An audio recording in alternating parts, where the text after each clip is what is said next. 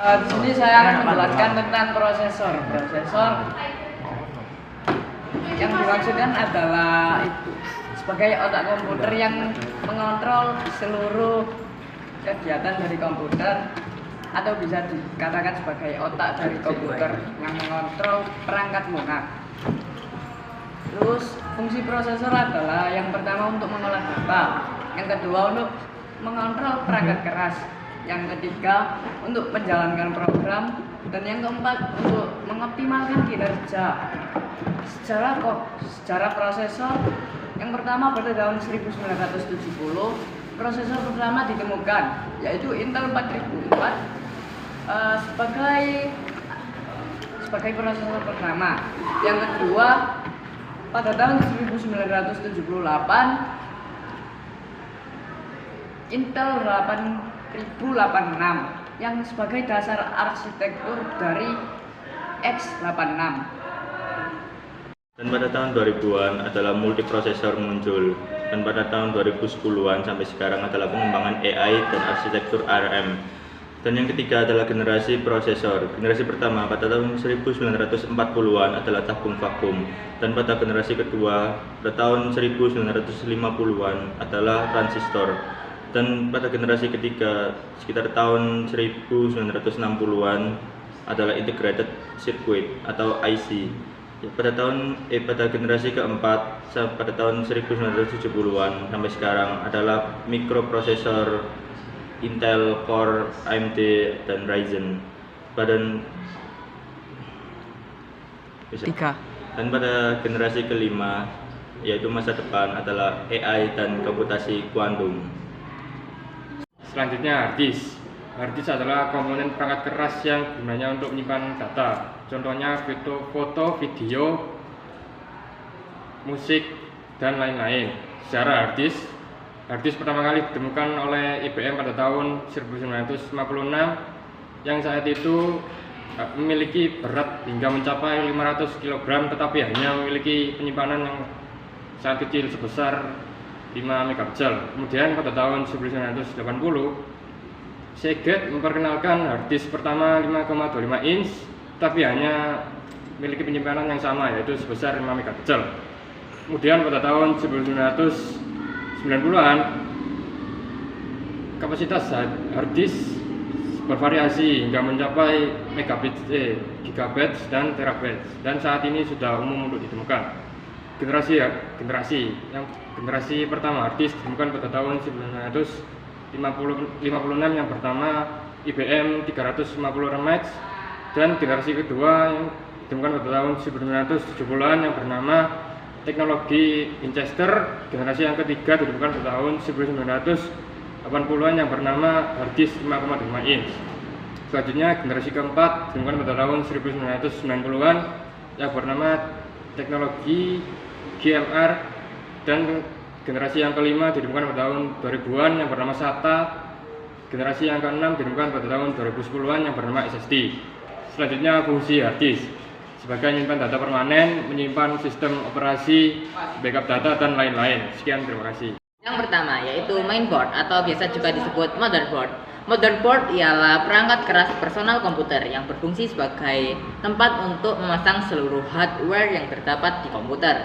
Untuk sejarahnya sendiri, mainboard pertama kali dibuat oleh Steve Jobs dan Wozniak pada saat ingin mengembangkan komponen Apple I pada tahun 1977, yang pada saat itu komponen Apple I masih terpisah-pisah dan terhubung dengan kabel. Untuk generasinya sendiri ada 5. Generasi pertama yaitu pada tahun 1970 sampai 1980-an. Mainboard pertama kali digunakan oleh komputer-komputer awal seperti Apple I dan IMB PC, dan pada saat itu juga komponennya masih terpisah-pisah dan masih terhubung dengan kabel. Untuk generasi kedua yaitu pada tahun 1980 sampai 1990-an, motherboard mulai mengintegrasikan slot untuk keyboard, mouse, port serial, dan paralel. Pada saat itu juga bentuknya masih besar dan banyak ekspansi slot. Untuk generasi ketiga yaitu pada tahun 1990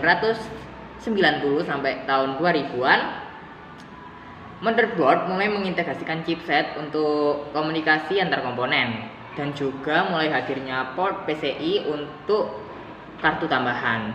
Untuk generasi keempat yaitu pada tahun 2000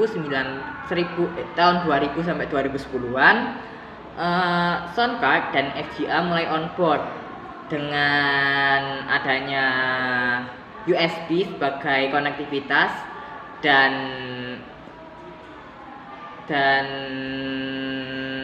port SATA sebagai penyimpanan. Pada generasi kelima yaitu generasi terakhir pada tahun 2010 sampai sekarang, motherboard mulai integrasi motherboard mulai tinggi dengan adanya Wi-Fi, Bluetooth dan NVMe SSD dan dapat menggunakan RAM berkecepatan tinggi serta prosesor multicore. Selanjutnya, power supply. Power supply adalah perangkat elektronik yang berfungsi untuk menstabilkan dan mendistribusikan daya listrik sesuai kebutuhan perangkat lain. Dalam komputer dan perangkat lainnya, power supply mengubah arus listrik AC menjadi arus listrik DC yang stabil untuk disalurkan kepada komponen internal seperti motherboard, prosesor, dan perangkat penyimpanan. Sejarah power supply. Pada tahun 1940 sampai 1950, power supply masih menggunakan tabung vakum besar dan kurang efisien. Pada tahun 1960 sampai 1970, power supply menggunakan power supply linier dengan transformator yang tetapi menghasilkan banyak panas. Yang pada tahun 1980 sampai sekarang, power supply menggunakan switching power supply yang lebih efisien dan ringan. 3. Generasi power supply. Generasi pertama yaitu AT, digunakan pada tahun 1990. Generasi power supply. Generasi pertama yaitu AT, digunakan pada tahun 1980-an sampai 1990-an. Dan generasi kedua yaitu ATX, digunakan pada tahun 1995. Generasi power supply. Generasi pertama yaitu AT, digunakan pada tahun 1980-an sampai 1990-an. Generasi kedua yaitu ATX yang digunakan pada tahun 1995 sampai sekarang. Yang ketiga EPS yang digunakan pada tahun 2000-an.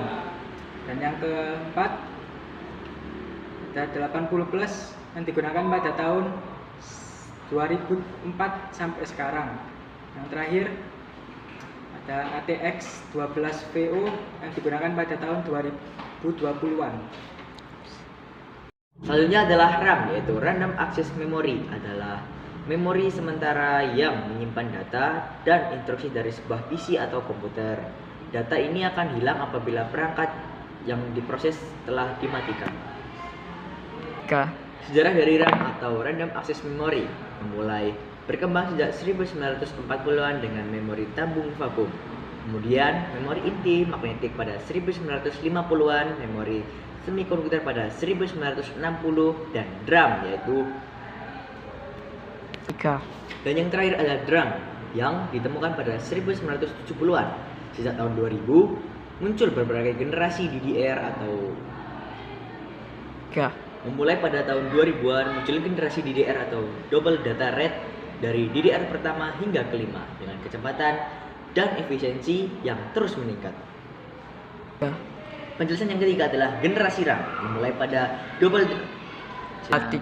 Penjelasan yang ketiga adalah generasi RAM atau Random Access Memory. Mulai pada tahun 2000 ada Double Data Rate yang pertama hingga 400 MT per S. Kau saya. 3. Penjelasan yang ketiga adalah generasi Random Access Memory atau RAM. Pertama ada HDRM, kedua ada DDR atau Double Data Rate yang memiliki 5 generasi mulai dari DDR pertama hingga kelima.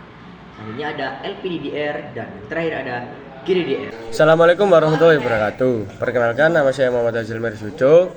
Saya di sini akan menjelaskan pengertian sejarah, fungsi, dan generasi VGA. Yang pertama, generasi VGA. VGA adalah Video Graphic Array, adalah gambar atau tampilan grafis yang digunakan dalam komputer untuk menghubungkan sistem ke monitor. VGA berfungsi sebagai kartu grafis atau GPU. Sejarah VGA. Pada tahun 1987, IBM memperkenalkan VGA sebagai standar tampilan dengan resolusi 640 x 400 dengan warna 16 pixel. Tahun 2000-an, perkembangan kartu grafis semakin pesat dengan hadirnya AGP, Accelerated Graphic Port. Fungsi VGA, mengolah grafis, memproses data visual untuk menampilkan gambar atau video. Untuk rendering dan desain, digunakan dalam desain grafis atau pembuatan animasi 3D. Generasi VGA mulai dari 1987 dengan resolusi 640 x 480 dengan 16 warna. Hingga pada saat ini yaitu GPU modern, RTX dan RX series, dukungan AI, ray tracing dan resolusi hingga 8K. Ada juga dengan generasi-generasi sebelumnya dengan contoh SVGA pada tahun 1990-an resolusi dengan resolusi 800 x 600, SGA dengan resolusi 1024 x 768 digunakan pada laptop awal. PCIe pada tahun 2004 hingga sekarang, kartu grafis modern dengan performa tinggi dan gaming dan profesional. Sekian dari saya, mohon maaf bila ada salah kata. Wassalamualaikum warahmatullahi wabarakatuh.